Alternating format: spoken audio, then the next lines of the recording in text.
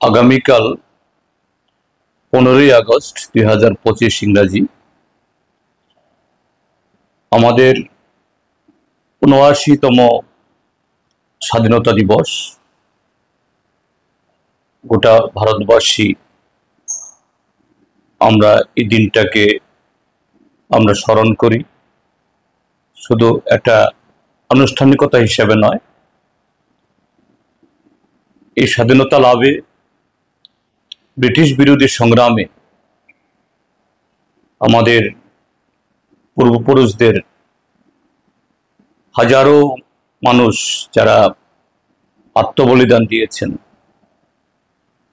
জীবনকে উৎসর্গ করেছেন, তাদের স্মরণ করি। এবং তার সাথে স্বাধীনোত্তর ভারতবর্ষে বিগত ৭৮ বছরে আমাদের এই দেশকে, আমাদের পূর্বপুরুষ স্বাধীনতা সংগ্রামীদের তাদের স্বপ্নকে বাস্তবায়নের জন্য আমাদের এই দেশকে এই জগৎ সভার শ্রেষ্ঠ আসনে সমস্ত ক্ষেত্রেতে শুধুমাত্র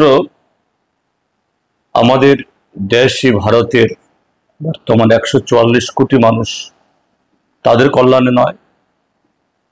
আমাদের দেশ যাতে সারা পৃথিবীর যে মানবতার যে মানুষের আহ্বান, বিশ্ব নাগরিকের তার যে প্রয়োজন,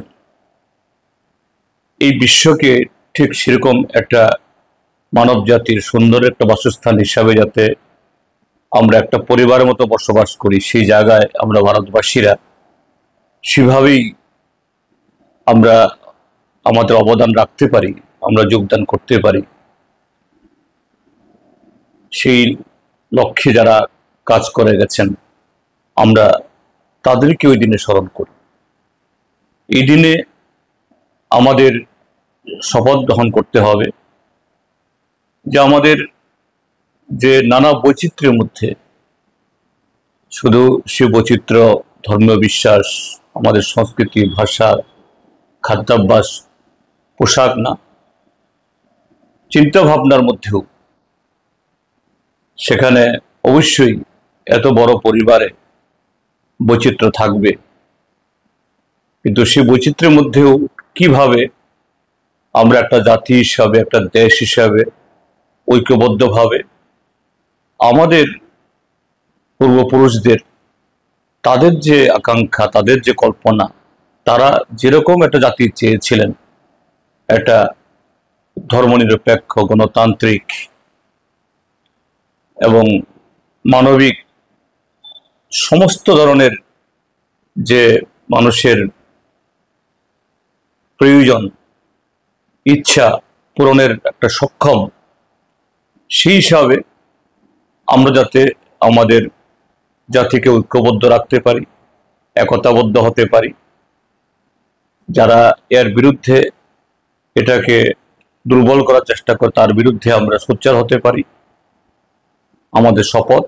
এই দিনে যাতে আগামী দিন এই সমস্ত প্রতিবন্ধকতা কাটিয়ে তোলার জন্য